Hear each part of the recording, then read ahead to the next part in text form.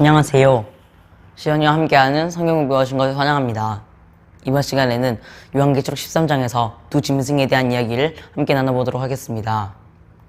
13장에서는 두 짐승에 대해서 1절부터 10절과 11절부터 18절로 나눠서 설명합니다.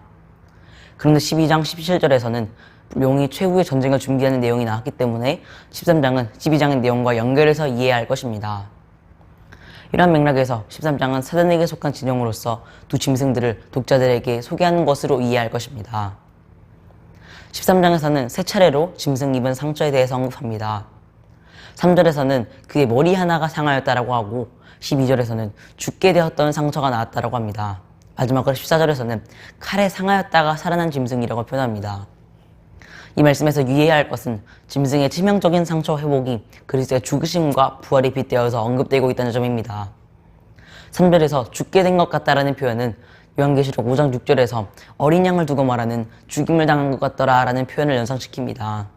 그리고 12절과 14절에서 살아난 짐승이라고 표현함으로써 짐승의 회복을 그리스도의 부활에 병행시킵니다. 하지만 13장 3절과 5장 6절의 짐승과 그리스도의 차이점이라고 한다면 3절에서는 짐승은 완전히 죽은 것도 아니었고 죽게 된 것 같은 이었습니다. 그러므로 그것의 회복도 부활이라고 할 수 없습니다. 그러나 5장 6절에서 어린 양, 그리스도의 죽음은 완전한 죽음이었습니다. 그러므로 그 부활도 참된 부활이었고 완전한 부활이었습니다. 여기서 비록 요한이 짐승이 입은 상처를 그리스도의 죽음에 빗대어 설명하고 있진 않지만 이것은 근본적으로 죽음과 죽지 않음의 차이라는 아주 큰 차이를 두고 있습니다. 이것 외에도 또 다른 병행적 관계가 있습니다. 4절, 8절, 그리고 12절에서 등장하는 짐승에 대한 경배는 어린 양에 대한 우주적인 경배와 병행을 이루고 있습니다. 그렇다면 여기서 짐승은 무엇 때문에 치명적인 상처를 얻게 되었을까요? 여기서 상처에 해당하는 헬라 단어는 플레게입니다. 이것은 치명적인 상처를 뜻하기도 하지만 동시에 하나님의 심판으로서의 재앙의 의미도 가지고 있습니다. 요한은 이러한 단어를 사용함으로써 짐승에게 주어진 상처가 하나님의 심판에 의해 주어진 것을 보여줍니다. 그렇다면 이 짐승은 언제, 어떻게 심판의 의미로서의 이 치명적 상처를 얻게 된 것일까요? 요한계시록은 언제, 어떻게 사건이 일어난 건지를 구체적으로 말하지 않습니다. 하지만 이것은 우리는 이상하게 생각할 필요가 없습니다. 왜냐하면 요한은 이미 다른 방법으로 이것을 말했기 때문입니다. 창세기 3장 15절에서 여자의 후손은 내 머리를 상하게 할 것이요 너는 발꿈치를 상하게 할 것이니라 이런 말씀이 그리스도의 십자가에서 성취된 말씀이라고 볼 때 사단은 그리스도의 십자가에서 그리고 12장의 문맥에 따르자면 그리스도의 승천으로 말미암아 이 땅에 사단이 하늘에서 쫓겨남으로써 치명적인 상처를 얻었다는 것을 암시시키고 있습니다. 사단이 이렇게 치명적 상처를 입었는데 짐승의 권세는 건재할 수가 없습니다. 따라서 그리스도의 십자가에서 사단에게 주어진 치명적 상처는 그대로 짐승에게 영향을 미칩니다. 13장 5절에서 치명적 상처에서 회복된 짐승은 42달 동안 일할 권세를 받습니다. 이 42달이라고 한다면 11장 2절에서 거룩한 성 예루살렘이 이방인들에 의해 짓밟히는 기간이자 11장 3절에서는 두 증인이 증거의 사역을 감당하는 기간이며 12장 6절 또 14절에서는 교회를 상징하는 여인이 광야에서 용의 공격을 피해서 하나님의 보호와 양육을 받는 기간입니다. 또한 한때, 두때, 반때가 바로 이 42달, 1260일에 해당함으로써 두 증인의 증거 사역을 암시시키고 있습니다. 이것은 결코 우연이 아닙니다. 이 경우들을 비교한다면 우리는 모순된 부분을 발견할 수 있게 됩니다. 11장 3절에서는 42달 동안 증인으로서 제사장적인 왕권을 부여받고 두 증인은 복음 사역의 증거를 감당하게 됩니다. 그리고 42달이 다 지나고 증거를 마칠 때쯤 짐승이 무정에게서 올라오며 두 증인과 싸우게 됩니다. 이는 42달 동안 짐승이 부정에 갇혀있다가 풀려났다는 그런 내용을 말하고 있습니다. 그렇다면 어떻게 13장 5절에서는 짐승이 치명적 상처를 입었다가 다시 회복하고 활동할 수 있었다고 말하고 있을까요? 얼핏 보면 42달 동안의 두 증인의 사역과 예루살렘 성전의 짓밟힘과 12장의 여인의 내용은 서로 모순되어 보입니다. 하지만 이것은 절대 요한의 실수가 아닐 것입니다. 두 증인이나 예루살렘 여인 모두가 교회를 상징했으므로 두 경우 모두 교회의 입장에 대해서 설명하고 있는 것입니다. 그런데 한 경우는 42달 동안 왕적인 모습으로 나타나고 다른 쪽은 핍박받는 자 혹은 도망자와 같이 초라한 모습으로 나타납니다. 이런 상반된 모습에 대해서 신약 성경에서는 짐승, 사단이 그리스도의 사역으로 말미암아 결박당한 것으로 이해합니다. 이것을 요한계시록에 가서는 무적행에 갇힌 것으로 표현하는 것입니다. 11장에서 두 증인이 증거사역을 마쳐갈 무렵에 짐승이 무정에게서 올라온다고 본 것은 그 짐승이 무정에 갇혀 있어서 활동의 제약을 받다가 종말에 와서는 올라와서 마지막 활동을 하도록 하나님께 허락받은 것을 말하고 있습니다. 다음에 두 말씀이 이를 분명하게 알려줍니다. 8절 11절을 읽어보겠습니다. 내가 본 짐승은 전에 있었다가 지금은 없으나 장차 무저갱으로부터 올라와 멸망으로 들어갈 자니 지금은 없으나 장차 나올 짐승을 보고 놀랍게 여기더라. 전에 있었다가 지금 없어진 짐승은 8째 왕이니 7 중에 속한 자라. 그 멸망으로 들어가리라.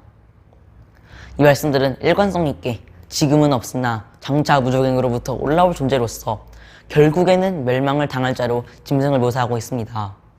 그렇다면 왜 지금은 짐승이 존재하지 않는 것으로 묘사되고 있을까요? 이것은 그들이 예수님의 사역으로 말미암아 결박당하여서 무정에 갇혀 있어서 활동을 못하게 되었기 때문이라는 것입니다.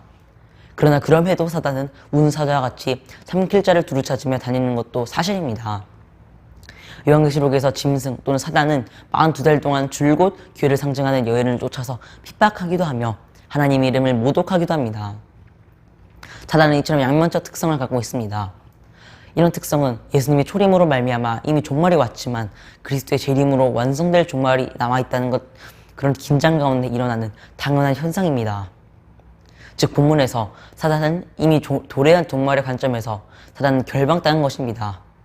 하지만 종말의 완성을 앞두고 있다는 점에서 사단의 활동은 아직도 활동의 여지를 남겨두고 있습니다. 이런 사단의 이중적인 위치는 교회 입장과도 밀접한 연관을 갖고 있습니다. 사단이 결박당했다는 관점에서 보자면 교회는 완전히 승리한 교회로서 하늘에서 존재합니다. 하지만 사단이 왕성한 활동을 펼치는 동안에는 핍박과 고난을 당하는 모습으로서 이 땅에서 14만 4천의 모습으로 존재하고 있습니다. 그러나 교회의 이런 이중적인 특징은 근본적으로 예수 그리스도의 본을 따르고 있습니다. 예수님은 죽임당하신 어린 양으로서 희생제물로 바쳐졌습니다. 하지만 결국 이런 방법을 통해서 유대 지파와 다윗의 뿌리이며 용맹스러운 사자로서 승리를 쟁취하셨으며 이런 모습이 교회의 양면성에도 그대로 영향을 미치는 것입니다. 13장에서 나타난 짐승의 활동을 보면 이렇습니다. 함께 6절부터 8절 읽어보겠습니다. 짐승이 입을 벌려 하나님을 비방하여 이르되 그 이름과 그의 장막 곧 하늘에 사는 자들을 비방하더라. 또 권세를 받아 성도들과 싸워 이기게 되고 각 족속과 방언과 백성과 나라를 다스리는 권세를 받으니 죽임을 당한 어린 양의 생명책에 창세 이후로 이름이 기록되지 못하고 땅에 사는 자들은 다 그 짐승에게 경배하리라. 짐승은 하나님의 이름과 하나님의 백성 곧 교회를 모독하며 또 성도들과 싸워 이기게 됩니다. 그리고 하나님에게 속하지 않은 자들을 다스리고 지배합니다. 우린 여기서 요한이 하나님의 백성을 하늘에 거하는 자들이라 하고 사단에게 속한 자들을 이 땅에 사는 자들이라고 구별하며 대조시키는 것에 주목할 필요가 있습니다. 이것은 12장에서 나왔던 것처럼 하늘과 땅을 구분함으로써 사단에게 속한 자와 하나님께 속한 자를 구분하고 있습니다. 그러므로 여기서 하늘은 단순한 공간을 말하고 있거나 7번째 대접심판처럼 사탄의 지배가 있는 공간을 뜻하지 않습니다. 이것은 하나님의 생명과 임재로 충만한 범위 혹은 공간을 뜻하고 있습니다. 이와 반대로 본문의 땅이란 사단의 지배로 충만한 것입니다. 이 하늘에 속한 자들은 성도 일부가 아니라 성도 전체를 의미합니다. 그리고 이미 계시록 3장 12절에서 요한은 새 예루살렘, 곧 교회 전체가 하늘에 존재하는 것을 이미 요한은 인식했습니다. 바울도 에베소서 2장에서 교회가 하늘에 안침만 되었다고 하늘에 속하였다고 말하고 있습니다. 13장 12절에서는 땅에 거하는 자들은 짐승을 경배하고 이어서 14절에서는 땅에 거하는 자들이 짐승에게 미혹을 당하여서 짐승을 위하여 우상을 만듭니다. 이러한 일은 하늘에 거하는 자들에게는 절대로 있을 수 없는 일입니다. 교회가 하늘에 속했다고 해서 이 땅의 삶을 모두 포기하고 중지했다는 것을 말하지도 않습니다. 우리는 엄연히 이 땅에 존재하며 삶을 살고 있습니다. 그러나 우리가 땅에 거하는 자들과 타민점이라고 한다면 우리는 영적으로 하늘에 거하고 있으며 구별된 하나님의 백성이라는 점입니다. 사단은 이제 하나님의 백성들을 해할 수 없는 위치로 떨어져 버렸습니다. 그러므로 더 이상 하나님의 백성들을 참소할 수 없습니다.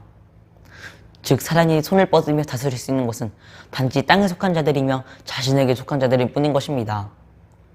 그런 13장 7절에서 본다면 사단은 성도를 이기기도 합니다. 그것은 사단의 핍박과 고난이 성도를 죽일 수 있다는 것을 의미하기도 합니다. 그리스도를 믿는 사람들이 매매하지 못하도록 규제하는 것으로도 핍박의 강도가 더욱더 거세지고 있습니다.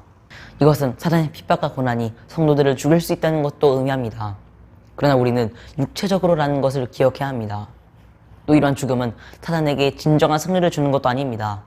왜냐하면 성도들도 그리스도처럼 죽음을 통해서 완전한 승리를 쟁취하고 부활한 모습으로 하늘에 존재할 것이기 때문입니다. 13장 11절에서는 또 다른 짐승이 땅에서 올라옵니다. 그는 새끼양같이 두 뿔이 있고 용처럼 말하며 첫 번째 짐승의 모든 권세를 행하고 땅과 땅에 관한 자들로 처음 짐승에게 경배를 하고 우상을 만들게 하는 역할을 합니다. 또 이 둘째 짐승은 땅에 관한 자들을 미혹하여 첫째 짐승을 위하여 우상을 만들도록 했습니다. 이 둘째 짐승은 우상에게 생기를 주어서 짐승의 우상이 말하게 하고 그 우상에게 절하지 않는 자들은 다 죽이도록 합니다. 또한 작은 자나 큰 자나 부자나 빈궁한 자나 자유한 자나 종들, 즉 모든 사람들에게 그 오른손이나 이마에 짐승의 표를 받도록 했습니다.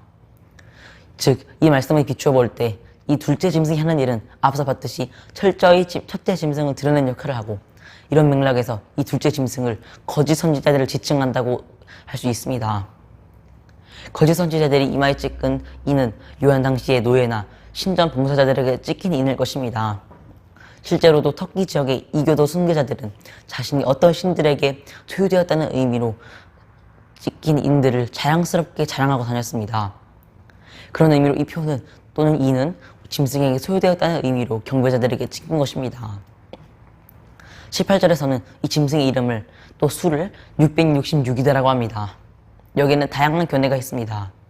중 첫 번째는 요한이 게마트리아 방식을 이용해서 666이라고 나타냈다는 것입니다.